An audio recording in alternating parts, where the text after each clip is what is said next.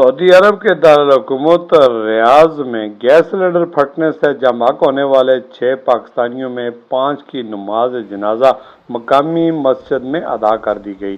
جبکہ میتیں آج رات پاکستان روانہ کی جائیں گی۔ ریاض میں گزشتہ ہفتے پیش آنے والے ایک افسوسناک گیس سلنڈر دھماکے میں ضلع مانسہرہ کی تحصیل بالاکوٹ سے تعلق رکھنے والے 5 پاکستانی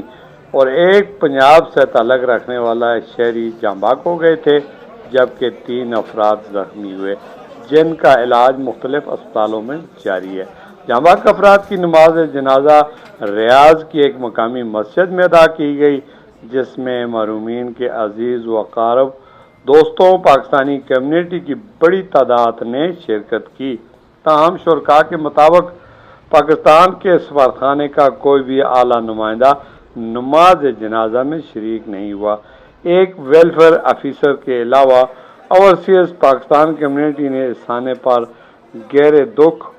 اور افسوس کا اظہار کرتے ہوئے سفارتخانے کے کردار پر تحفظات کا اظہار بھی کیا ہے۔ مقامی افراد کا کہنا ہے کہ میتوں کو پاکستان بھجوانے کے لیے تمام قانونی مراحل اور اخراجات لواحقین اور پاکستانی کمیونٹی اپنی